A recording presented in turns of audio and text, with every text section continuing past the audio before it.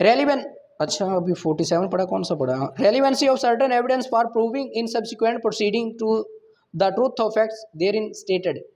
Evidence given by a witness in a judicial proceeding or before any person authorized by law to take it is relevant for the purpose of proving in a subsequent judicial proceeding or in a later stage of the same judicial proceeding the truth of the facts which it states when the witness is dead or cannot be found or incapable of giving evidence or is kept out of the way by the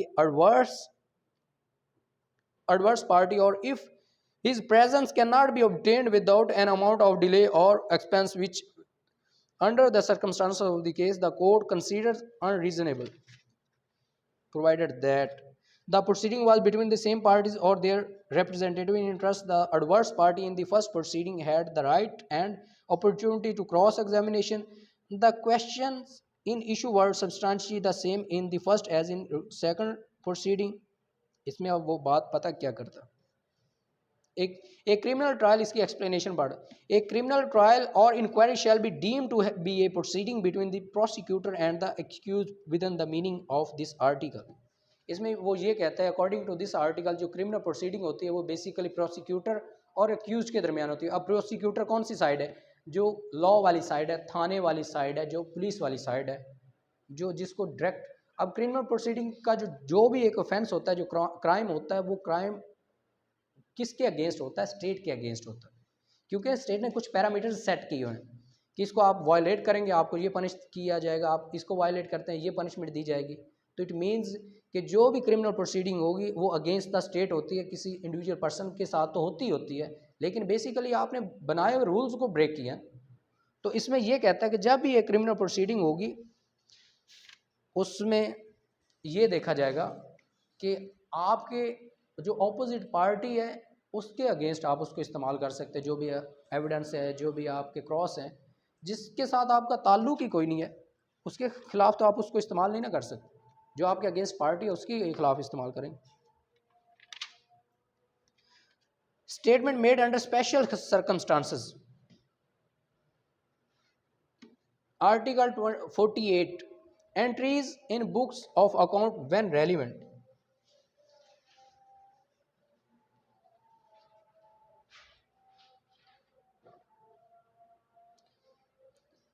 Entries in books of account regularly kept in the course of business are relevant whenever they refer to a matter into which the court has to inquire, but such statements shall not amount to sufficient evidence to charge any person with liability. एक course of business है, एक business चल रहा है, एक लेन then चल रहा है, उसमें जो आपकी रेगुलर एंट्री हो रही है वो रेलिवेंट है, लेकिन अनसफिशिएंट एविडेंस है, इज़ नॉट सफिशिएंट एविडेंस। क्यों? वो एक सबूत हो सकता है, एक सिरा हो सकता है गवाही का, लेकिन वो पूरे ऑफेंस को, पूरे मैटर को प्रूव करने के लिए नाकाफ़ी है।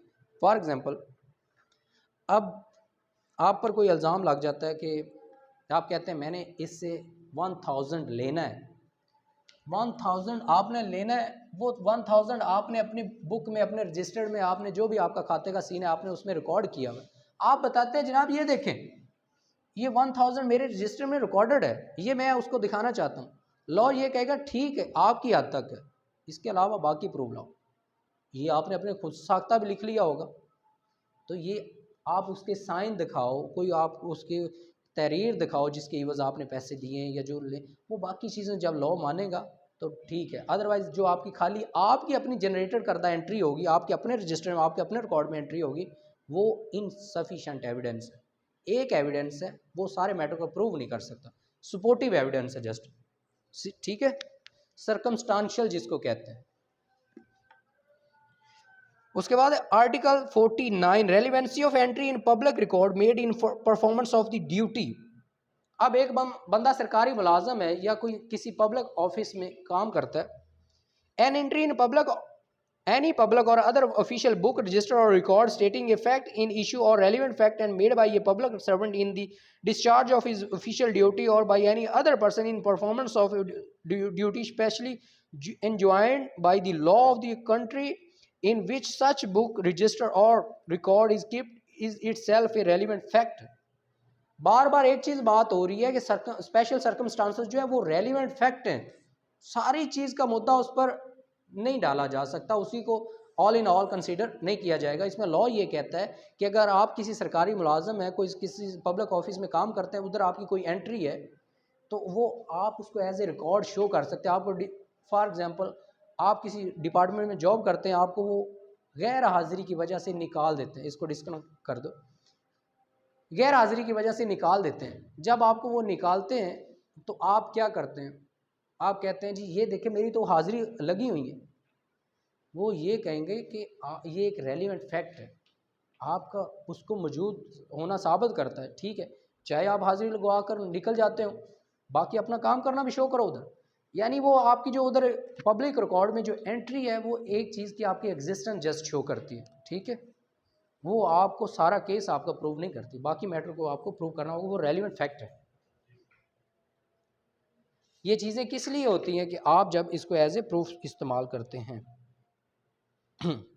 उसके बाद है article 50, relevancy of statement in maps chart and plans. अब मैप्स चार्ट आर्टिकल 50 की बात हो रही है। अब एक चीज़ के मुतालिक आप पर बात आ गई है, फॉर एग्जांपल बैरियर सोसाइटी है, कोई और सोसाइटी है, या कोई और बड़ा प्रोजेक्ट है जिसको बाई मैप्स किया गया है, उसके चार्ट बने हैं, उसके प्लान्स बने हैं। अब बात आ गई ये है नहीं है, ये ऐसी है वैसी है, जब बात उन पर आ गई प्लान चार्ट के, वो सारी चीज़ें क्या है उस चीज़ से रेलिवेंट। फॉर एग्जांपल सोसाइटी का रकबा कितना था, वो जी आ जाए बैठे क्लास। सोसाइटी का रकबा 60 एकड़, प्लान के मुताबिक वो 100 एकड़ बताया गया है, वो उसमें चार्ट में कुछ और उसकी सराउंडिंग बाउंड्री वगैरह कुछ और डिसाइड की गई है, प्लान कुछ और बता रहा है। ये सारी चीज़ें जब उसमें बयान की जाएंगी तो वो क्या होगा, वो रेलिवेंट होगी, क्योंकि इशू इस पर आ रहा है आया वो 100 है या 60 है। आप किन चीज़ों का फ़ायदा लेंगे, किन चीज़ों को as a evidence as a relevant fact show करेंगे, प्लान को शो करेंगे, मैप को शो करेंगे और चार्ट को शो करेंगे, ठीक है, कि ये एग्जिस्टेंस शो कर रहा है, ये कर रहा है। उसके बाद है जी हमारे पास article 51, relevancy of statement as to fact of public nature contained in certain acts or notifications. When the court has the firm an opinion as to the existence of any fact of a public nature, any statement of it made in recital contained in any act of the central legislature or of any other legislative authority in Pakistan or in a government notification appearing in the official gazette is a relevant fact. अब एक चीज़ हमारी federal government ने जारी की है या हमारी government ने जारी किया है, ऑफिशियल गज़ट ने है, उसका नोटिफिकेशन है, एक चीज़ के मतलब किसी जॉब के मतलब किसी टेंडर के मतलब किसी और हुकूमती ऐलान के मतलब को प्रॉपर उसकी ऑफिशियल वो क्या कहते हैं नोटिफिकेशन होती है, उसकी पब्लिकेशंस होती हैं। तो वो अगर आप वो चीज़ के लिए आप जाते हैं किसी चीज़ में क्लेम करते हैं, वो डिनाई करते हैं, तो आप उसको एज ए रेलिवेंट फैक्ट दिखा सकते हैं कि जी मैंने इसको देख के ये काम किया था, मैंने इस चीज़ को देखते हुए ये इस चीज़ के पीछे मैं आया था, ठीक है। यानी जो गवर्नमेंट के नोटिफिकेशंस हैं जो उनके किसी लॉ में लेजिस्लेट, अब बात हर रोज़ हर रोज़ नई लेजिस्लेशन होती रहती है, नए लॉज आते रहते हैं। हम जब भी किसी नई चीज़ को क्लेम करने जाते हैं, अगर फॉर एग्जांपल कुछ लोगों को उन चीज़ों का नहीं आइडिया होता कि आया नई अमेंडमेंट आई है, तो आप उस नोटिफिकेशन को उस डेक्लेरेशन को जाकर शो करते हैं कि ये देखें ये रिलेट करती है चीज़ के मतलब। आप लॉ में अगर उस चीज़ के मतलब कोई बात आ गई है, हम अक्सर जजमेंट्स दिखा देते हैं, लॉ दिखाते हैं कोर्ट्स में फैसला लेने के लिए कि ये देखें ये नई रूलिंग आ गई है इस चीज़ पर, ठीक है। Article 52, relevancy of statement as to any law contained in law books. अब लॉ बुक्स में जो चीज़ दी गई है, जो एक्ट में एक चीज़ वाज़े तौर पर दे दी गई है, वो आपका कोई मैटर है, क्रिमिनल है, सिविल है, जो भी है, वो उससे रेलिवेंट है। आप उसको प्रूव करने के लिए कहेंगे कि ये लॉ मुझे सपोर्ट कर रहा है, वो जो क्या है वो चाहे आप वो पूरा का पूरा मैटर नहीं सॉल्व करेगा, लेकिन वो रेलिवेंट फैक्ट ज़रूर बनेगा आपकी चीज़ में, इशू में, ठीक है।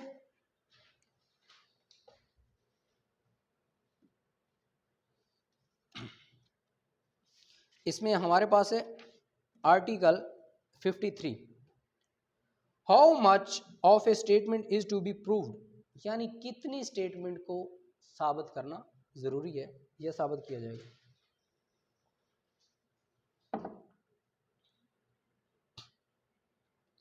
According to Article 53, what evidence to be given when statement forms part of a conversation, document, book, or series of letters or papers? When any statement of which evidence is given forms, जब law में पढ़ रहा होता हूँ तो उसको गौर से देखा करें, ताकि जब मैं उसका कंसेप्ट बताता हूँ तो आपको उन वर्ड्स के मीनिंग आपके दिमाग में खुद ही सर्कुलेट हो रहे हों, ताकि आपको प्रॉपर आइडिया हो जाए कि जो हम आर्टिकल पढ़ रहे हैं या जो सेक्शन पढ़ रहे हैं उसका मीनिंग क्या बन रहा है। क्योंकि जब तक हम उसकी वर्डिंग पर गौर नहीं करेंगे, कंसेप्ट हमारे जहन में सही से नहीं बैठेगा, और कंसेप्ट जहन में बिठाने के लिए उसकी इंग्लिश की वर्डिंग पढ़ना लाजमी है। इस वजह से हम हर आर्टिकल की वर्डिंग खुद पढ़ रहे हैं, उसके बाद फर्दर उस पर एक्सप्लेनेशन ले रहे हैं। When any statement of which evidence is given form part of a longer statement or of a conversation or part of an isolated document or is contained in document which form part of a book or of a connected series of letters or papers, evidence shall be given of so much and no more of statement, conversation, document, book or series of letters or papers as the court considers necessary in that particular case to the full understanding of the nature and effect of the statement and of the circumstances under which it was made. अब एक document है, एक letter है, एक series of letter है, या कुछ bundles of papers हैं किसी केस में कुछ चीज़ों का हवाला देने के लिए। फॉर एग्जांपल, शाह साहब 5 मुरब्बों का इशू चल जाता है, उनकी सारी फ़र्दें हम निकलवाते हैं। हमारा इशू होता है किसी एक पर्टिकुलर एकड़ का, एक पर्टिकुलर खाते में, एक पर्टिकुलर खतूनी में, एक पर्टिकुलर खेवट में। अब हमें उस इतनी बड़ी वो फ़र्दों का रिकॉर्ड हमें मिल जाता है, उसमें हमें उस पर्टिकुलर खेवट में पर्टिकुलर नंबर चाहिए होता है। अब उस सारी फ़र्दों का रिकॉर्ड हम नहीं लाएंगे, हम उसका लेजर लिखेंगे, बुक नंबर लिखेंगे, डायरी नंबर लिखेंगे, यानी खेवट लिखेंगे, खतूनी लिखेंगे, किला नंबर लिखेंगे और उसको हम वाजे कर लें। क्योंकि हम ये देखेंगे कि जितनी स्टेटमेंट हमें दी गई है उसमें हमें क्या प्रूव करनी। फॉर एग्जांपल, एक हमारा कॉन्ट्रैक्ट है, वो ब्रीच हो जाता है, वो इतनी बड़ी स्टेटमेंट, उसमें जर्नल एक्सेप्शंस भी लिखी होंगी, जर्नल कंडीशंस भी लिखी होंगी, जर्नल मैटर्स भी लिखे होंगे, हमने उसको नहीं देखना। जो हमारा पर्टिकुलर इशू है उसको प्रूव करना है। बात समझ आ गई? इतनी बड़ी एग्जांपल देने का मकसद ये था कि हमने इतनी बड़ी स्टेटमेंट में ये प्रूव करना है कि हमने किस चीज़ पर बात करनी, किस चीज़ को फोकस करना है। सारी स्टेटमेंट पर बात करने बैठे तो वो तो केस ही किसी और डायरेक्शन में निकल जाएगा। ठीक है, जो हमारा पर्टिकुलर इशू है उसको हमने प्रूव करना है। Judgment of courts of justice when relevant. Judgment of courts of justice when relevant. Article 54 है जी, previous judgment relevant to bar a second suit और ट्रायल। डबल जियोपार्डी का कंसेप्ट सुना हुआ है? आर्टिकल 9, 10, 11, 12 आर्टिकल कह रहा हूँ, इसको सेक्शन कह रहा हूँ।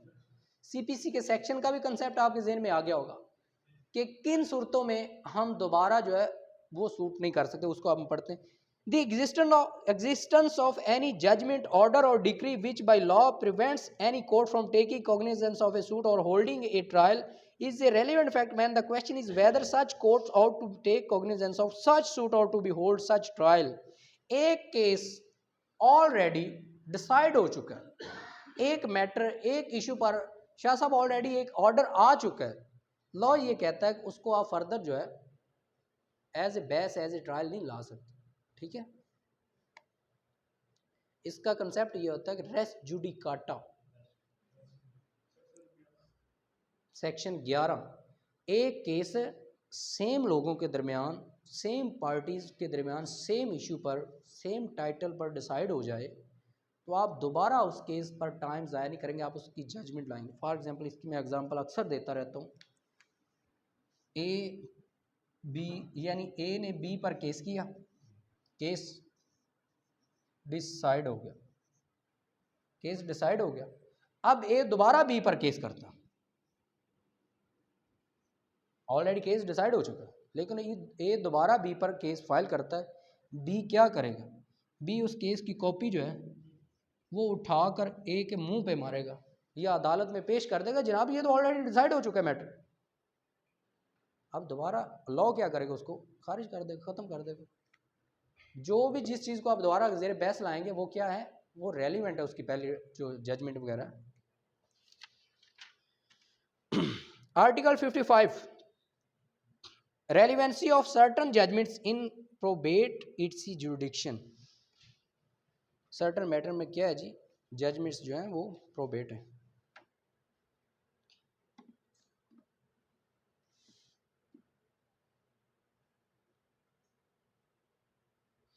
A final judgment, order or decree of a competent court in the exercise of probate, matrimonial, admiralty or insolvency jurisdiction which confers upon or takes away from any person any legal character or which declares any person to be entitled to any such character or to be entitled to any specific thing not as against any specified person but absolutely is relevant when the existence of any such legal character or the title of any such person to any such thing is relevant.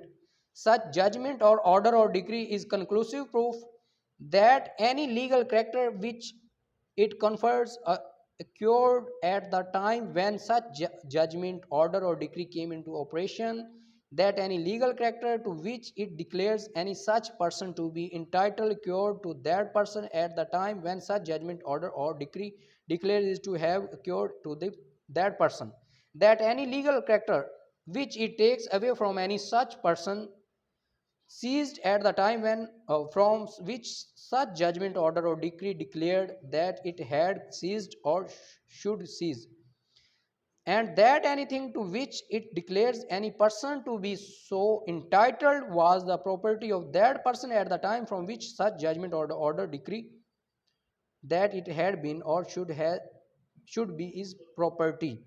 अब इसमें simple सी बात है, जिस चीज़ के मुताल्लिक, जिस case के मुताल्लिक, जिस बंदे के मुताल्लिक बात हो रही होगी और उस पर एक जजमेंट पास हुई होगी, वो चीज़ कंसीडरेबल होगी, उस चीज़ पर बात होगी तो उसको सामने रखा जाएगा।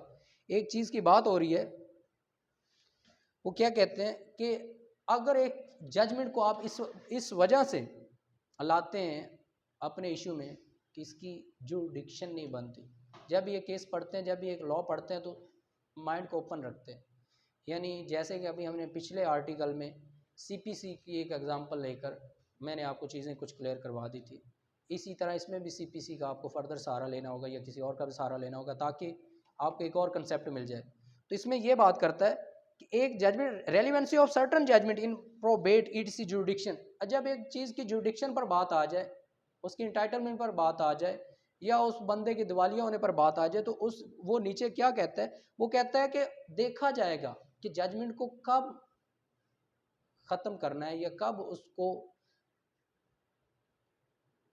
सेटिस्फाइड करना है, कब, जब ये देखा जाएगा कि आया इसकी जुरिडिक्शन ही नहीं बनती, the court has no jurisdiction, जिस कोर्ट ने फैसला किया ये देखा जाएगा आया इसके पास इसको सुनने का इख्तियार था या नहीं है। उसके बाद ये देखा जाएगा आया ये जजमेंट जिसके बारे में ली गई है, जिस बंदे के बारे में ली गई, ये जजमेंट ऑन फ्रॉड या इंड्यूसमेंट तो नहीं ली गई, या उसको कोई दबाव तो नहीं डाला गया जजमेंट लेने के लिए, या ये देखा जाएगा कि आया जजमेंट ऑन मेरिट नहीं दी गई। मेरिट पर होगी तो फिर तो ठीक है ना, लेकिन यहाँ पे प्रोबेट आ गया, उस पर क्वेश्चन आ गया, उस पर उसकी जो क्या कहते हैं उसके सही होने पर बात आ गई है। जब उस पर बात आ जाए तब ये चीज़ें गौर की, जुरिडिक्शन तो इसकी गलत नहीं है, आया ये जजमेंट फ्रॉड पर तो नहीं लिखी, आया ये जजमेंट ऑन मेरिट्स नहीं हुई, यानी ये सारी चीज़ें देखते हुए उसका फैसला किया जाएगा। ये सारी चीज़ें इस आर्टिकल के रेलिवेंट।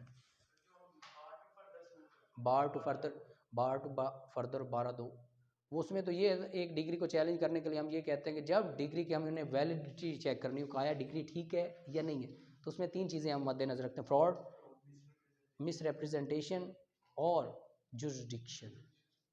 तो इसमें भी वही सारी चीज़ें कि जब उसकी रेलिवेंसी चेक की जाएगी, उस जजमेंट को चैलेंज किया जाएगा, तो उसमें पहले 3 चीज़ें, जुरिडिक्शन तो इसकी नहीं बनती, अगर ये क्या कहते हैं इंड्यूसमेंट और मिसरिप्रेजेंटेशन और फ्रॉड से जजमेंट पास हुई है, ऑन मैटर पर नहीं हुआ, तो उस जजमेंट को ड्रॉप किया जाएगा। अगर वो सारी चीज़ें एक्यूरेट है देन उस पर कोई क्वेश्चन नहीं। ठीक है, उसके बाद है जी हमारे पास article 56, relevancy and effect of judgment orders और decrees other than those mention in article 55, judgment orders और decrees other than those mentioned in article 55 are relevant if they relates to matters of a public nature relevant to the inquiry, but such judgment orders or decrees are not conclusive proof of that which they state. अब ये कहता है कि article 55 के तहत अगर बात की जाए तो वो चीजें सारी क्या हैं, वो रेलिवेंट तो हैं बट नॉट कंक्लूसिव प्रूफ, को कंक्लूसिव प्रूफ नहीं माना जाएगा, वो एक रेलिवेंट फैक्ट है, उसको देखते हुए चीज़ों को प्रोव किया जा सकता है, उन पर बात की जा सकती है, उसको एज ए मनो अन तस्लीम नहीं किया जा सकता। ठीक है, उसके बाद article 57, judgment its other than those mention in article 54 to 56 when relevant, judgments order or decree other than those mentioned in article 54 5 and 6 are irrelevant unless the existence of such judgment order or decree is fact in issue or is relevant under some other provision of this order. अब बात ये करता है article 54 है, 55 है या 56 है, वो मैटर हैं तो वो जजमेंट क्या है, रेलिवेंट है। एक खास केस के मुताल्लिक ये तीन इशू है, आर्टिकल 55 है, 54 है, 56 है। 55 क्या कहता है, जो जजमेंट में जिस पर बात आ जाए, जुडिक्शन वगैरह की ये सारी चीज़ें बात आ जाए। 56 इसी को ही कोड करता है कि जब ये सारी चीज़ें इसमें इन्वॉल्व हो जाएं। अब 54 क्या कहता है, जब एक जजमेंट डिसाइड हो जाए तो फर्दर सूट नहीं हो सकती, ये चीज़ें अगर हों तो तब जजमेंट रेलिवेंट है, अदरवाइज वो जजमेंट केस से रेलिवेंट नहीं है, या बात ही फैक्ट इन इशू पर आ जाए, मेन मुद्दे पर ही सारी बात और आ जाए, तब वो रेलिवेंट है।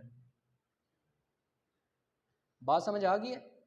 54 की बात आ जाए, 55 की बात आ जाए, 56 की बात आ जाए, तो वो जजमेंट क्या है, वो केस से रेलिवेंट है शासी। अगर इन तीनों के अलावा कुछ और बात होती है तो वो रेलिवेंट नहीं है, या बात चली जाए फैक्ट इन इशू पर। हमने लॉ की वर्डिंग देखनी है ना। उसके बाद आर्टिकल हमारे पास है 58, फ्रॉड और कोलूजन इन ऑब्टेनिंग जजमेंट और incompetency of court may be proved. Any party to a suit or other proceeding may show that any judgment or order or decree which is relevant under article 54 5 or 6 and which has been proved by the adverse party was delivered by a court not competent to deliver it or was obtained by fraud or collusion. वो क्या कहता है, वो चीज़ अगर साबित हो जाए कि जिस जजमेंट कोर्ट ने ये जजमेंट पास किया उसके पास अख्तियार नहीं था, जजमेंट सही पास नहीं हुई, और जजमेंट क्या है वो ऑन फ्रॉड ली गई है, ऑन क्लूजन ली गई है, अगर एडवर्स पार्टी इस चीज़ को प्रूव कर देती है तो वो क्या है, रेलिवेंट। अगर वो प्रूव नहीं होती बात उनकी, वो रेलिवेंट नहीं है। उसके बाद आ गया है हमारे पास opinion of third person when relevant. इसको बेसिकली हम एक्सपर्ट ओपिनियन भी कहते हैं। जैसे हमारे पास लोग लिपसिंग रीड करते हैं, हैंड राइटिंग जज करते हैं, उसके बाद बाकी लोगों के स्केच वगैरह बनाते हैं, ये एक्सपर्ट होते हैं। मेडिकल ऑफिसर भी एक एक्सपर्ट होता है, जो एक अपना वो क्या कहते हैं मेडिकल जारी करता है ना एक बंदे के बारे में, किसी को चोट कहाँ पे लगी है, वो बाज़ दफ़ा पोस्टमार्टम भी करना पड़ता है जब बंदा मर जाए, तो अगर खाली चोटें आई हो तो उसका भी मेडिकल होता है। तो वो जो अपनी ओपिनियन जारी करता है वो एक्सपर्ट ओपिनियन होती है, इसको आप पढ़ते हैं।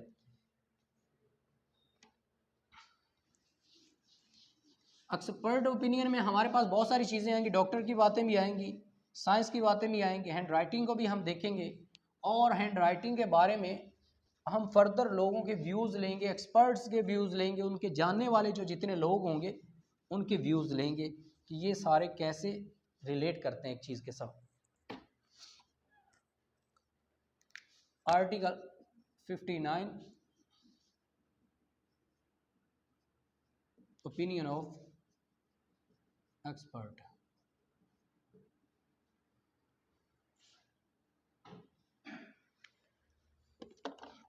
When the court has the form an opinion upon a point of foreign law or of science or art, or as to identity of handwriting or finger impression, the opinions upon that point of person specially skilled in such foreign law, science or art, or in question as to identity of handwriting or finger impression are relevant. Such persons are called expert. जब बात कहाँ आ जाए, finger impression पर बात आ जाए, hand writing पर बात आ जाए, या किसी साइंस पर बात, अब साइंस इसमें कौन सी आ जी, जो फ्रांसिक का काम जानते हैं। अब फ्रांसिक में एक और चीज़ भी आती है, जो डीएनए रिपोर्ट बनाना जानते हैं। अब डीएनए रिपोर्ट भी एक साइंसी काम है ना।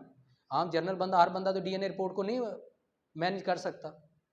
उसके अलावा कोई आर्ट है स्पेशल, अब हर बंदा हर किसी का स्केच तो नहीं बना सकता। तो ये जो सारे काम हो गए, जब इनकी ओपिनियन ली जाएगी इन कोर्ट, इन केस किसी मैटर में, तो वो क्या है, वो एक्सपर्ट ओपिनियन होगी। फॉर एग्जांपल, एक केस में एक बंदे के थंब इम्प्रेशन जज किए जाते हैं। वो जी बाज़ लोग कहते हैं जी इसके साइन चेक करवा लीजिए, या इसके जो थंब इम्प्रेशन लगे हुए डॉक्यूमेंट पर वो जाली हैं। तो उसके लिए जो फ्रांसिक लैब में चीज़ें भेजी जाती हैं, उसकी जो फ्रांसिक करवाने के लिए एक पार्टी एप्लीकेशन देती है, इसकी जज चेक किया जाए, आया जी इस पर डॉक्यूमेंट पर जो थंब इम्प्रेशन है, जो साइन है, वो इसी के हैं, ये नहीं है। बाद लोग डिनाई कर देते हैं। जब चेकों का अक्सर इशू होता है, लोग कहते हैं मेरे साइन ही नहीं। तो उन साइन को चैलेंज करने के लिए, वेरीफाई करने के लिए फ्रांसिक करवाया जाता है कि इनके साइन वेरीफाई किए। वो हैंड, जो क्या कहते हैं, हैंड राइटिंग एक्सपर्ट होता है, वो उसको जज करता है, या उसकी फ्रांसिक फर्दर होती है। ठीक है, ये रिपोर्ट कौन सी होती है, ये एक्सपर्ट ओपिनियन होती है।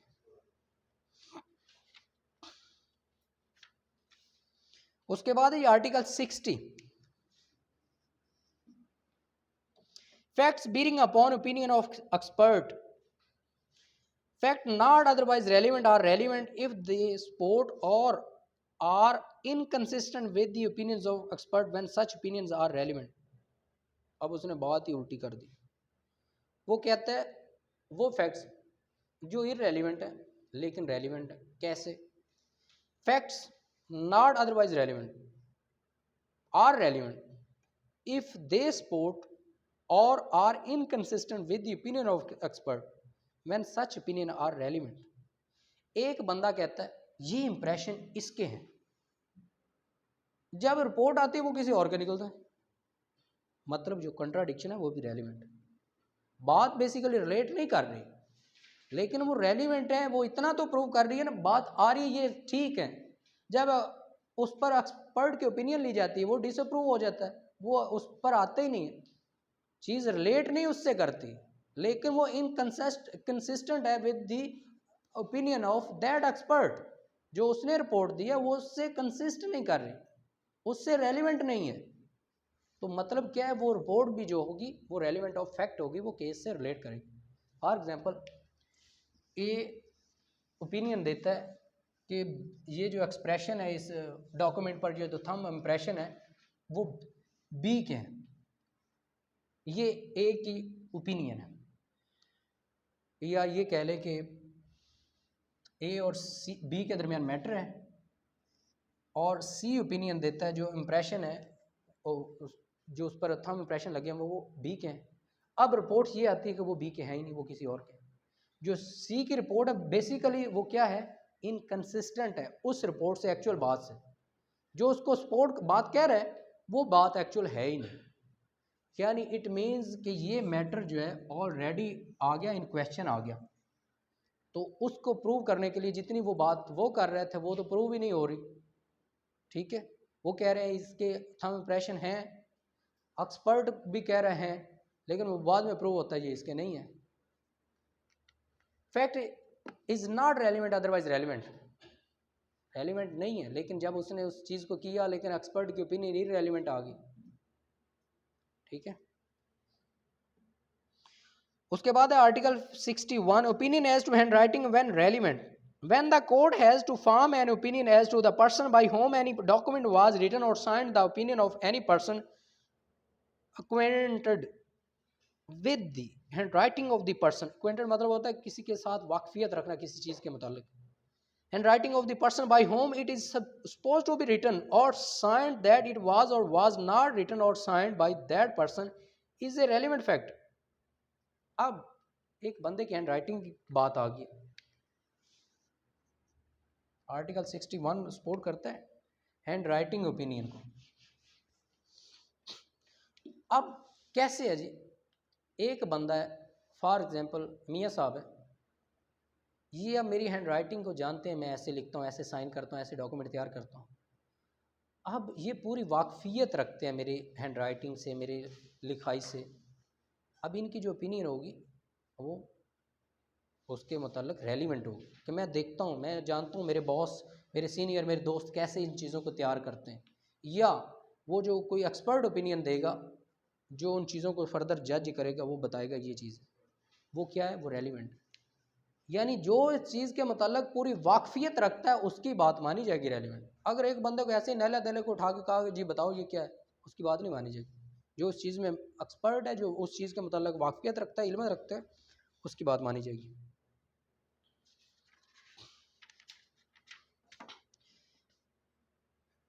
Article 62, opinion as to existence of right or custom when relevant. When the court has to form an opinion as to the existence of any general custom or right, the opinion as to the existence of such custom or right of persons who would be likely to know of its existence if it existed are relevant. इसमें बात ये करता है, the expression generally custom or right includes custom or right common by any considerable class of persons. यानी right और custom की वो बात होगी जिसको हर क्लास का बंदा कंसीडर करता होगा, उस राइट और कस्टम की बात होगी। अब इसमें बात क्या है कि एक राइट और कस्टम की बात है जिसको हर बंदा कंसीडर करता है। फॉर एग्जांपल ये एक गांव है, इसको एक पुराना ये रोड लगता है, ये बहुत पुराना, चाहे ज़मीन किसकी में था, ये एक पुरानी सड़क है। अब सारे लोगों का ये एक शारा आम बन गया, आम रोड बन गए। अब जब इसकी बात आएगी ना, अब वो कहते हैं जी नहीं एक और रोड भी निकल गया, वो इसको ख़त्म करना चाह रहे हैं। जब इसकी बात एज ए क्वेश्चन बन जाएगी केस में, अब सारे लोग कहेंगे इसको ये प्रूव अब सबको करना होगा, आया ये कब का था। सबकी जब इस पर कॉन्सेंट आएगी या सब इस पर बात करेंगे कि ये अब इसको जो ख़त्म किया जा रहा है, ये जनरल रोड बन गया था, ये तो बाद में आया, ये कैसे भी आया, ये इस वजह से आया या किसने पर्सनल निकाला, जो भी है। लेकिन मेन ये चीज़ है कि ये एक राइट है, ये कस्टम है, ये एक रिवाज है, ये एक रस्म है, बहुत पुरानी है, एक बहुत पुराना रास्ता बना हुआ है, इस पर पूरा गाँव गुजरता है। क्या है, हर क्लास का बंदा जो है इसको सपोर्ट करता है, उस राइट की बात होगी। और वो बात क्या है, वो रेलिवेंट फैक्ट है। उस कस्टम के लिए, उस रस्म के लिए, उस राइट के लिए जो ओपिनियन होगी, उसमें अगर हर क्लास फॉल नहीं करती, वो सड़क की एग्जांपल हो सकती है, वो किसी नहर के पानी की एग्जांपल हो सकती है, वो किसी खाल के पानी की एग्जांपल हो सकती है, वो अगर उसको सिटी में लिया जाए तो वो किसी सेवरेज की सिस्टम की बात हो सकती है। अगर उसको हर क्लास को वो टच करती है तो वो राइट और कस्टम के ज़मरे में आएगी, अदरवाइज़ नहीं आएगी। किसी खास पोर्शन के लिए होगी तो वो फिर खास हद तक है। ठीक है। Article 63, opinion as to usage tenets etc when relevant. ये बात आ गई है जी मज़हब की, किसी के खास फिरके की। When the court has to form an opinion as to the usage and tenets of any body of men or family, the constitution and government of any religious or charitable foundation, or the meaning of words or terms used in particular districts or by particular classes of people, the opinion of person having special means of knowledge thereon are relevant facts. एक खास फिक्के की बात है, एक खास knowledge की बात है, इसको इस तरह करते हैं। किसी खास मज़हब की बात है, फिरके की बात है, किसी खास रस्म की बात है, किसी खास इलाके की बात है, इनमें उस बंदे की राय ली जाएगी जो बंदा उस खास रस्म, खास मज़हब, खास फिरके या खास रस्म की वजह से, इलाके की वजह से पूरा नॉलेज रखता है। जिसको एक मज़हब के मुतालिक पूरा नॉलेज नहीं है, उसकी बात रेलिवेंट नहीं होगी। फॉर एग्जांपल इसकी बात ये ले ली जाती, अगर क्रिश्चियन कम्युनिटी में बात आती तो उनके जो पादरी है उसको सबसे ज़्यादा नॉलेज होता है, उसकी बात रेलिवेंट है। फ़िरके की बात आती है, सुन्नी, शिया, उसके बाद देवबंद, अहले वहाबी, जितने भी, अब उनमें जो उनका एक्सपर्ट है उसकी बात रेलिवेंट है। इसी तरह रस्म की बात है कि जब भी किसी ख़ास फैमिली, ख़ास मज़हब, ख़ास रस्म की बात आएगी उसकी बात रेलिवेंट होगी। इसकी लास्ट लाइन पढ़े ना, the opinion of person having special means of knowledge thereon are relevant facts. उस पर जिसको खास इल्म है, खास जो उसके मुतालिक नॉलेज रखता है, वो रेलिवेंट फैक्ट है। Opinion as to usages tenets its when relevant. कब रेलिवेंट है? जब उन किसी खास रस्म, मज़हब, फ़िरके के मुतालिक उस बंदे को खास नॉलेज हो। Opinion on relationship when relevant, ये बात बड़ी मज़े की है, मैं आपको बताता हूँ, ये अक्सर लड़ाइयाँ करवाती है। When the courts has to form an opinion as to the relationship of one person to another, the opinion expressed by conduct as to the existence of such relationship of any person who as a member of the family or otherwise has special means of knowledge on subject is a relevant fact, provided that such opinion shall not be sufficient to prove a marriage in proceeding under the Divorce Act. अब एक बंदा है, आपके घर family के लोग हैं, example ले लेते हैं, ए और बी की शादी होती है। अब इनके रिलेशन को जज किया जाता है कि आया इनका रिलेशन है या नहीं है।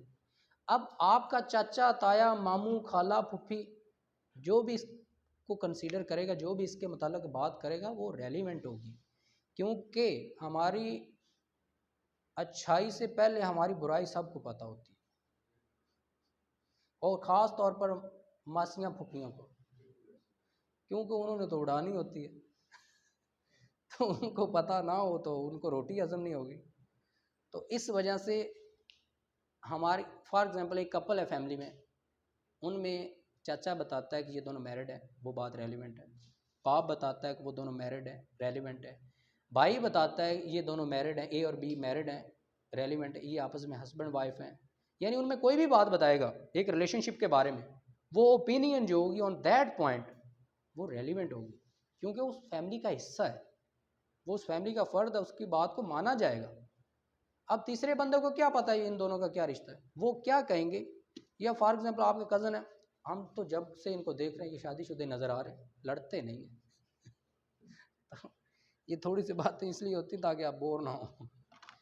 लेकिन लॉ यही कहता है कि ये घर का कोई भी फ़र्द होगा जो अगर किसी रिलेशन के बारे में जो ओपिनियन देगा वो रेलिवेंट वो फैक्ट होगी। ठीक है, चाहे वो ये कह दे कि शादी इनकी ज़रूर हुई लेकिन रोज़ डंडे सोटे चलाते हैं, बात तो प्रूव करना शादी है ना, डंडे सोटे तो उसने अपने से मक्खन लगाया है Grounds of opinion when relevant. Whenever the opinion of any living person is relevant, the grounds on which such opinion is based are also relevant.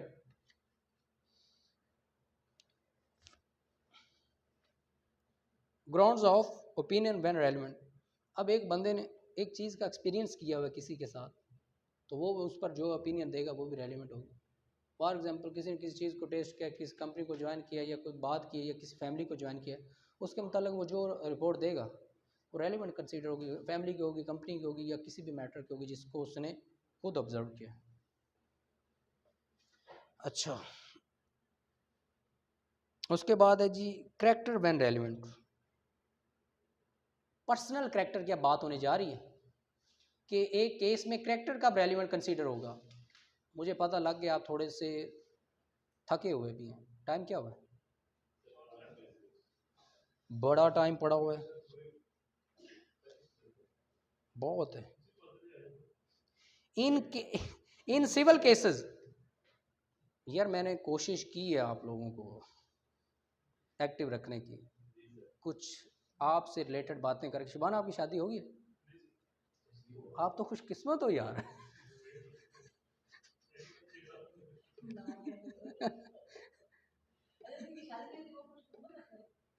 असल में ना इसके बारे में बड़े बुजुर्ग फरमाते हैं कि बलाएं जितनी दूर हैं आप अच्छा है। ये शुगर की हद तक है, लेकिन ये सुन्नत है, इसको पूरा करना चाहिए। इसमें बहुत सारी नेकियां हैं।